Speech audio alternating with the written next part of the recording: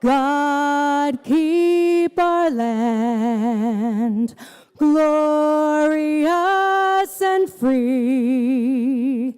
Oh, Canada, we stand on guard for thee. Oh, Canada, we stand on guard for thee.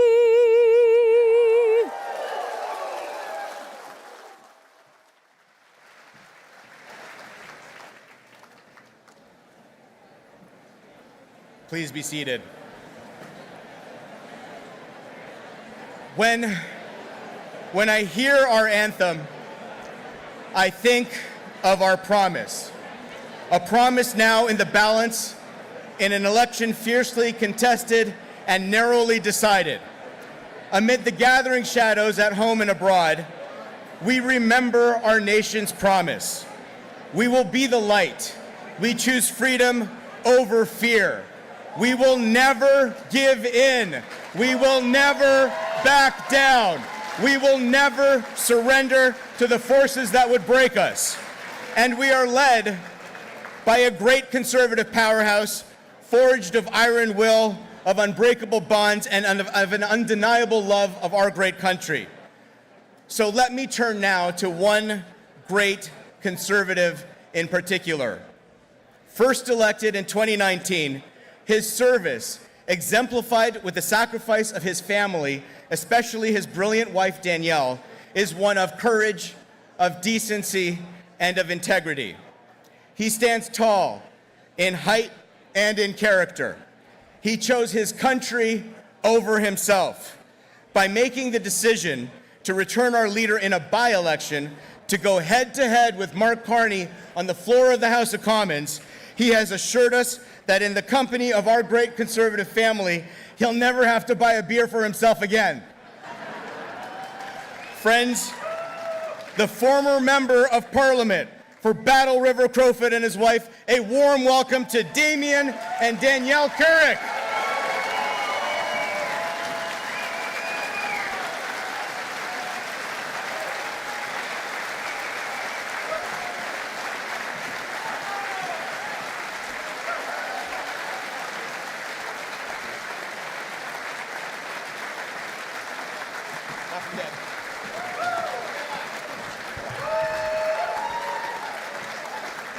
Well, good evening, Calgary. It is great to be with you here in Cowtown during Calgary Stampede. You know, there is something really special that happens when conservatives come together with a shared vision for the future. Optimism and hope grow. That's the conservative promise. And right now, looking at this beautiful group of patriotic Canadians, and I understand there's more outside and more in the tent next door, I can tell you, folks, Danielle and I are filled with hope for the future of our country.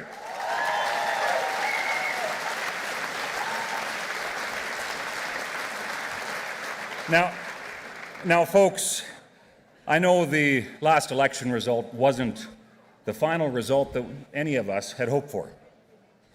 But the gains we made cannot be discounted.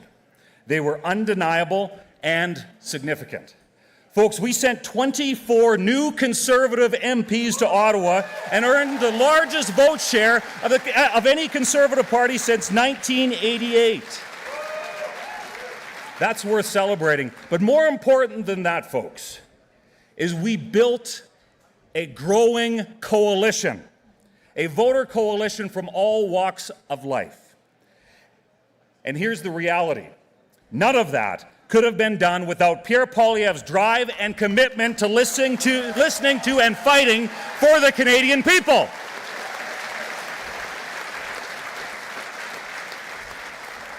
It was this ear-to-the-ground approach that drove his policy development. And as a former member of caucus, the most common thing that I would hear Pierre ask is, what are the people saying?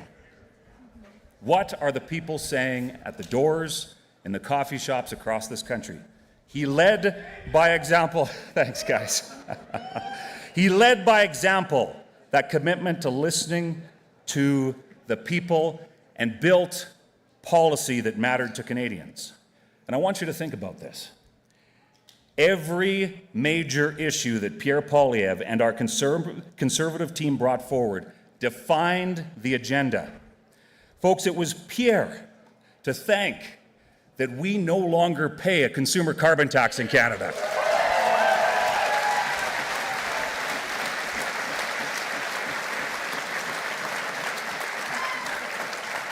Think about every other major issue. Immigration, the chaos and abuse. It was Pierre that brought it to the forefront. He exposed the soft on crime agenda.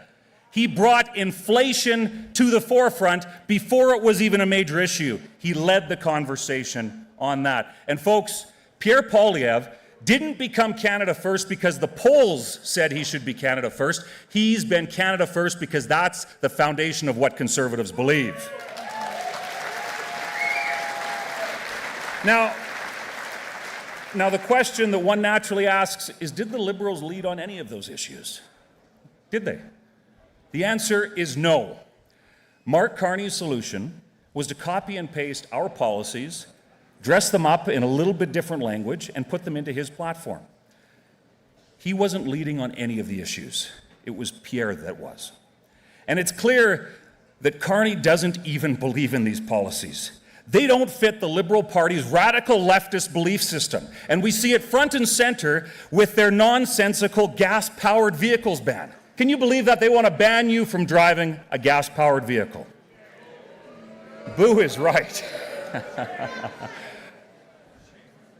In oil country, we can maybe use a few more pipelines, eh?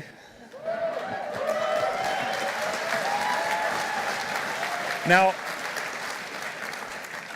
as Shuv mentioned, my wife Danielle and I made the decision to resign my seat so that our leader, Pierre Poilievre, could run there with a path back to Parliament.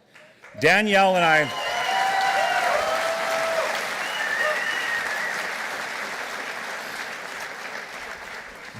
I knew that we needed Pierre back in the House of Commons, and we saw the opportunity to lead by example to make sure that happened as quickly as possible. And folks, I can tell you confidently today, more confident now than ever before, that Pierre is the man of principle, character, and is the hardest working MP that I have ever met. And folks, he needs to be in Parliament, and he is the right guy to be the next Prime Minister of Canada.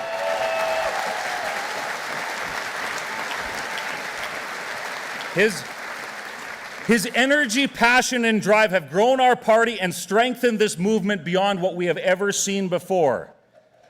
And folks, now having had the chance to door knock with him, has anybody in this room door knocked with Pierre Poilievre? Now, I don't just wear cowboy boots at Stampede. It's tough to wear cowboy boots door knocking with Pierre Poilievre because he runs between the doors. His energy, commitment, belief in principles is what this country needs. So now, folks, without further ado, please join Danielle and I in welcoming the next Prime Minister of Canada, Pierre Poilievre, and his wonderful wife, Anna.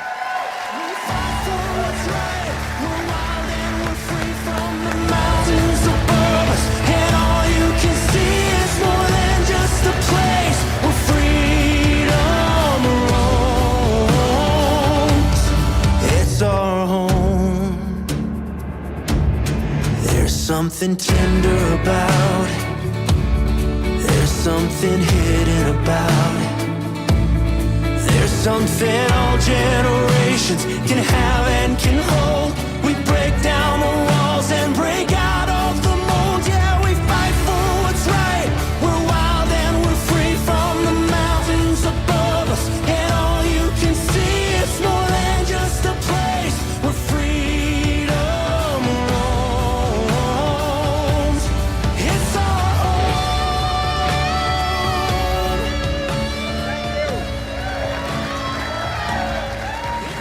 Thank you, Calgary. It's great to be home. It's great to be back here for the greatest outdoor show on earth And before I begin, thank you to the amazing Damien Currick, a man for whom I will forever be grateful. Thank you, Damien. You know, there'll be more to say about him in a moment, but I did overhear him talking about my door knocking, and what he forgot to tell was his first campaign. Despite the immense lead he had, he did not want to take anything for granted. Damien was out door knocking, I think it was in Drumheller, and he wouldn't let up. It got to be 9 o'clock, it was late at night, and he kept going. And his team said, you know, it's getting to be 9:15, maybe you should think about stopping. He said, no, we got to keep on going. He wanted to win every single vote. So it got to be 9:30. The lights were starting to go out on the street, and Damien just kept on going. And finally, his team said, Damien, you're going to start costing us rather than winning us votes. He said, okay, I'll make you a deal. One more vote, and then I stop. He goes up to this house, lights are all off, bangs on the door. All of a sudden, babies crying. Multiple babies crying. The lights go on, they're screaming and hollering from the parents. The mother opens the door and says, you just woke up my triplets. And my husband, she says, who is an Olympic weightlifter, is going to be coming down to have a word with you. And he said, that won't be necessary, just tell him that the Liberal candidate came by to say hello.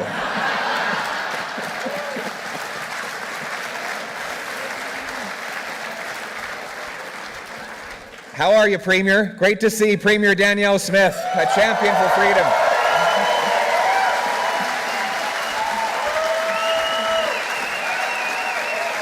Wow. They love you, Danielle, and I know that you're a very hospitable person at Stampede time, even for Liberals. We have to be hospitable. And so let me start in a spirit of nonpartisanship as a Calgarian to welcome Prime Minister Mark Carney to his very first Stampede in this role.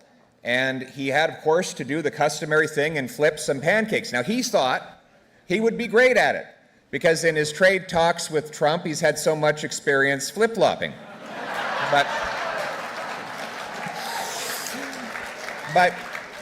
But still, it didn't go as planned. One of the pancakes got broken in half, and the other one splattered everywhere. And he owned up to it, but a careful review of a slow motion replay demonstrated exactly what the problem was. He couldn't figure out whether to put his elbows up or down. So,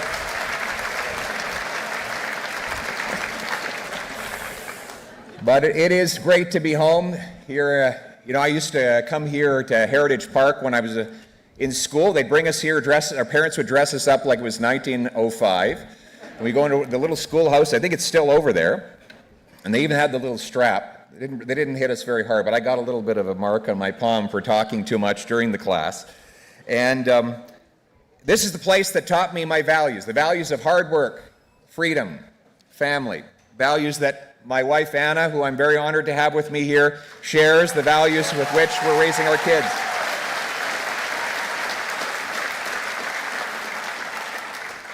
I grew up in these neighborhoods, walked my dog, ran my dog in Fish Creek Park, delivered the Calgary Sun door to door as my very first job, played hockey in the local arenas. And these values that I've taken from this community and this province have taken me forward. And of course, these are the values of all Albertans. They're the values that Damien Currick has demonstrated in putting his country first. And I'm very excited. Yes, give him one more round of applause.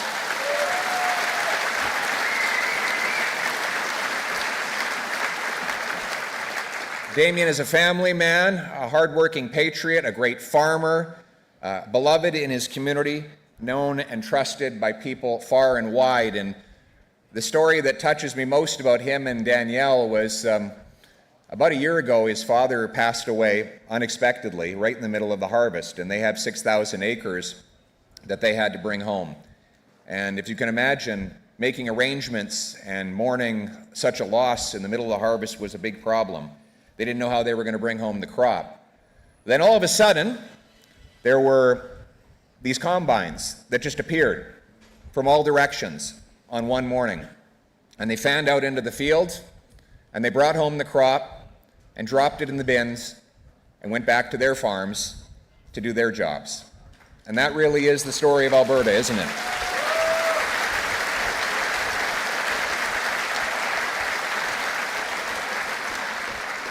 It was a harvest in more than one way. It was a harvest of the crop that had been planted, but also a harvest of all the friendships that had been built over so many years. But the Alberta Way didn't require a government program or a grant or an application to come to the rescue in a time of difficulty, because that's not how Albertans work.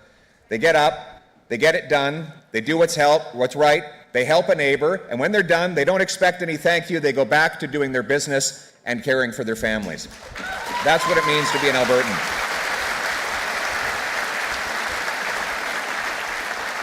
That's the spirit of the Stampede, the spirit of free enterprise, personal responsibility, communities coming together, neighbors helping each other. It's about remembering where you come from so you know where you're going. But that is also the story of Canada. And on the topic of Canada, we know that there can only be a strong Canada when there is a strong and respected Alberta.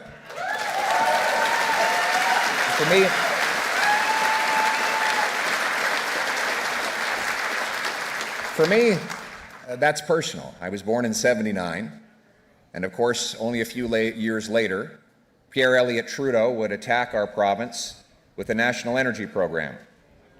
Not to mention, there's still a few that remember that. Many probably still paying the bill from it. At the same time, he hammered the entire country with money printing deficits that gave us the worst inflation and interest rates in our history. Our family actually lost our home, and we had to scrimp and save and get help from extended family in order to get our little place in Shaughnessy, which my mother still lives in. I think my mother is here today somewhere. There she is. And when I got a little older and I started to understand politics and realize what had happened and why we had gone through so much hardship in my early childhood, that's one of the things that got me into politics, to join with fellow Westerners to stand up for our province, for fairness within a united Canada, to stand with the great leaders like Preston Manning, Stockwell Day, Stephen Harper, Ralph Klein, and to carry on the tradition that they started. And we'll do it again. And we will do it again. What's that? Peter Lougheed, another one. Yep, he was a little early for me, but yes, absolutely, Peter Lougheed. And you look too young to have known Peter Lougheed, but that is the tradition that Danielle carries on today. And let me tell you, we are going to fight for our province again. We'll fight for oil and gas, for farmers, for low taxes, for decentralization, a stronger military, and a smaller federal government so that we can have a bigger Alberta.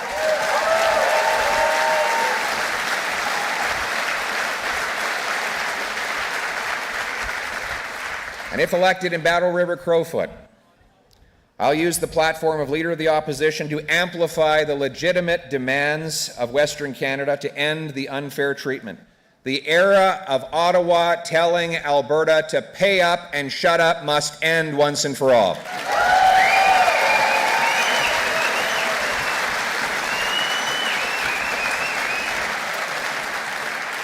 But the answer is alliances. We need to build alliances with other provinces that share our destiny and our interests. Let's build an alliance with British Columbians who want to ship liquefied natural gas off of our Pacific coast to Asia and bring home hundreds of billions of dollars in paychecks doing it. Let's build alliances.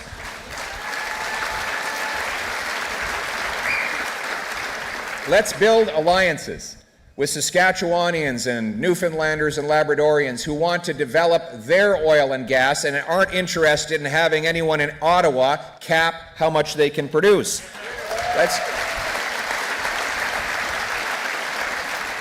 Let's build alliances with Manitobans who want to ship oil out of the port of Churchill. Let's build alliances, yes, let's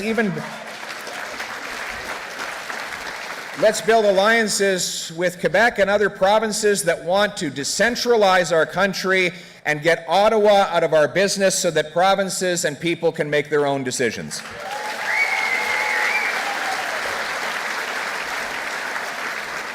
Nous allons bâtir des alliances avec les autres provinces, y compris le Québec, pour la décentralisation et pour l'autonomie des provinces et pour nous débarrasser des gouvernements centralisateurs, des politiciens qui veulent contrôler tout.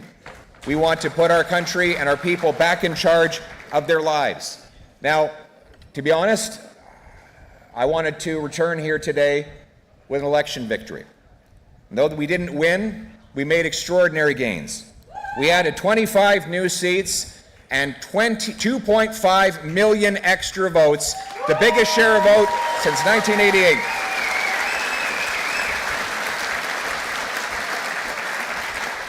We added union members, young people, new Canadians, and countless others to our bigger and broader coalition. We earned the support of these people by talking about the things that matters. My friends, we won every single major debate of our time on inflation, on housing, on natural resources, crime, drugs, and yes, the carbon tax. Conservatives led the debate and Conservatives won the debate, and we know that people would still be paying the carbon tax today had we not put in that fight.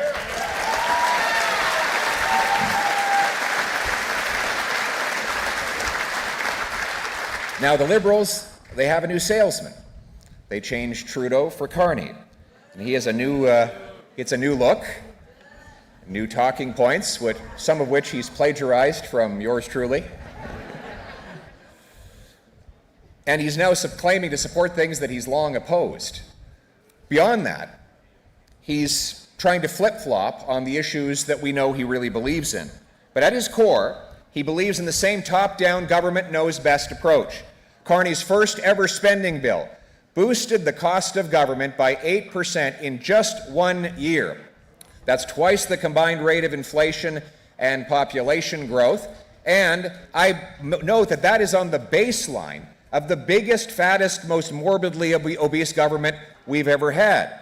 He's kept Trudeau's failed policies, the same red tape, the same production caps, the no new pipelines law, the ban on oil tankers, on gas-powered cars, and on much more. His catch and release laws, he's kept them in place. He hasn't changed them. You know, the former Liberal Justice Minister actually had his car stolen 3 times. This is a true story. He literally had his car stolen 3 times while he was Justice Minister, letting car thieves out of jail. But, you know, it is kind of surprising that they would target the former Justice Minister or a Liberal politician, because you'd think there'd be some sort of professional courtesy in their industry. Mr. Carney, though, has done nothing to reverse this policy, and crime rages in our streets as a result. He's kept Trudeau's out-of-control immigration. His deficits are spiraling out of control. Think of this. Over the last 10 years, Liberals have created a morbidly obese government, and over the last 10 weeks, Mark Carney has added hundreds of billions of dollars of new spending promises to it. Ces déficits sont complètement hors de contrôle. Au cours des 10 dernières années, les libéraux ont créé un gouvernement morbidement obèse. Et au cours des 10 dernières semaines, M. Carney y a ajouté des centaines de milliards de dollars, brisant sa promesse de dépenser moins. Ça, c'est irresponsable. Il nous faut contrôler les dépenses. And the reality is, my friends, that Mark Carney and the Liberals are spending irresponsibly and threatening our present generation with high inflation and our future generations with more debt. In fact, it looks like this year's Liberal deficit might be even bigger than the one that Trudeau left behind. The Liberals have gone from the budget will balance itself to there's no budget at all.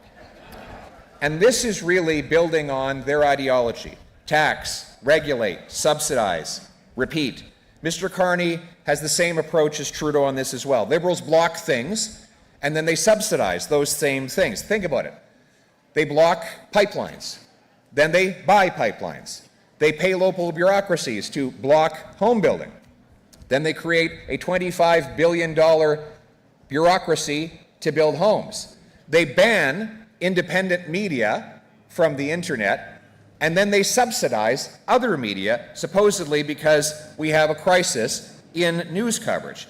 They pass laws that stop things, and then they dig into your pocket to subsidize those same things. As Ronald Reagan put it, if anything moves, a Liberal will tax it. If it keeps moving, a Liberal will regulate it. And when it stops moving, a Liberal will subsidize it. Now, the commonality and the consistency in all of this is the simple. By blocking you from doing something and then making you ask the government to help you do it, it makes you reliant on them. It puts them at the center of all power, in charge of your life. And that is their mission, that is their goal. Mark Carney wants a full government takeover of our economy. He wants more control over your life, so elites and insiders like him control and profit from everything. We Conservatives, by contrast, we believe in freedom. We want you to have the ability to control your own destiny and make your own course. We believe in freedom of enterprise, freedom of speech, thought, religion, expression, and more. We want government that minds its own business and leaves people to be free to decide for themselves.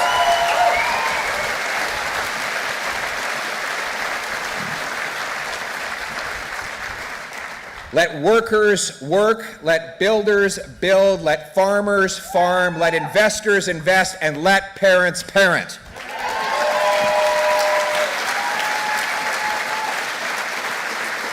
Now, these might seem like theoretical differences, but they are very tangible. Here's the core difference between an economy controlled by the government and one controlled by the free market. A government-controlled economy is a political economy. Businesses have to clamor to please politicians and bureaucrats. In a free market, which we favor, businesses clamor to impress customers. The idea is to put people in charge of their economic lives by letting them have free exchange of work for wages, product for payment, and investment for interest. We want Canada to be the freest country on earth, where everyone who works hard gets a fair shot at a good life. And that is what brings us here to this moment.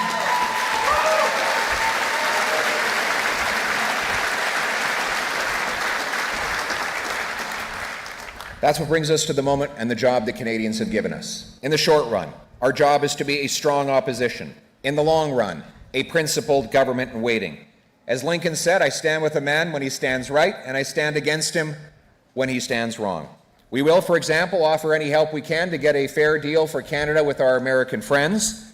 However, we will fight back when the government is wrong. We will fight tooth and nail against the ban on gas-powered vehicles. You should be in the driver's seat and have the freedom to decide what you drive.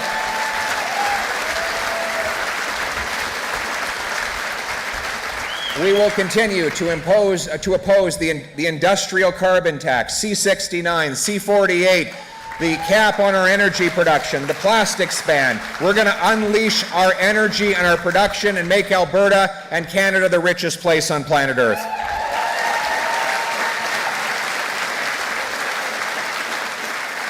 We will fight against C-11, the censorship law, and the Online Harms Act, so that Canadians can decide what they see and say on the internet. We will not let the government open your mail without a warrant. That's not how it works in a free country. We will fight for an end to the catch and release bail laws, which have unleashed chaos on our streets, and we will stand unapologetically with licensed, law-abiding, trained and tested firearms owners, our hunters and our sport shooters.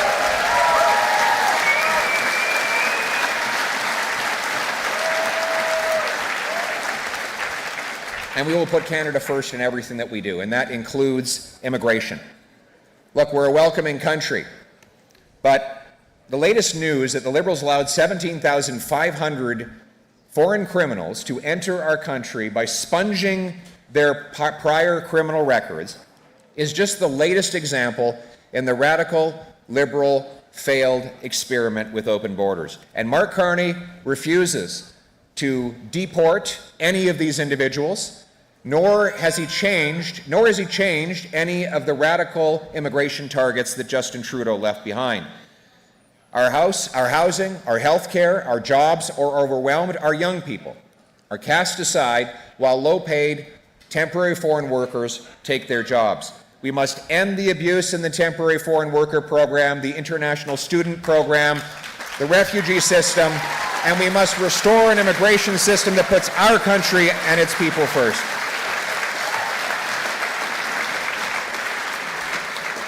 We reject the radical century initiative, which Liberals have endorsed, saying that they want to bring our population to 100 million people over this century. Look, we don't blame people for wanting to come here. Almost all of us trace our lineage back to immigrants, other than our First Peoples. But that immigration must be controlled. It must be in numbers that we can absorb. It must be the right people at the right pace that will allow us to succeed as Canadians and integrate and be one united country.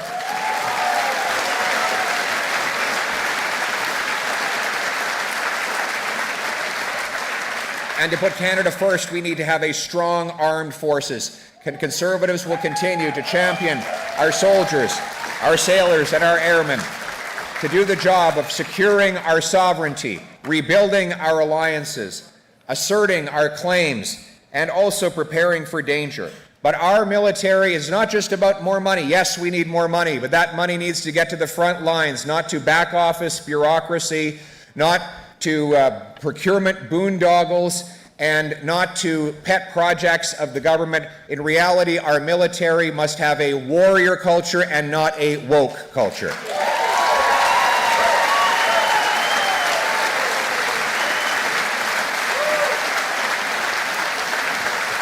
Thank you.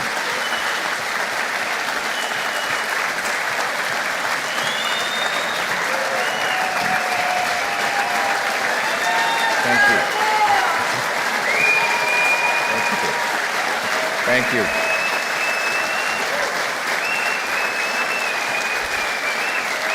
Thank you. Now, fighting for these values is never easy. Change, as we've seen, is not easy. Nothing worth doing is easy. But building Alberta was not easy. You think it was easy for the frontier farmers and the prairie pioneers to break cold ground in order to settle this land? No, it wasn't easy either for the oilmen to pierce through the frost and stone to bring the black gold to the surface. It wasn't easy for the prairie mothers to feed hungry children during drought, depression, and war. It wasn't easy for us to run rail across Mustang and Mountain. It wasn't easy for our prairie boys to go off and fight for freedom against tyranny in the Great Wars. None of that was easy. Making Alberta was hard. Making Canada, the country we love, was even harder. But we don't back down and we don't run away when things get hard.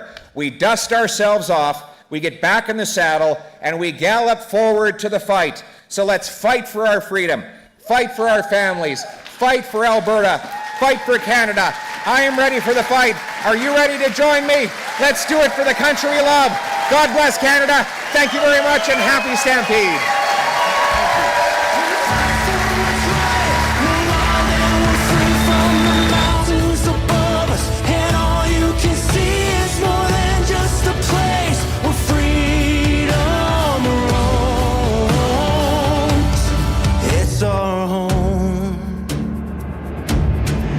Something tender about it. There's something hidden about it.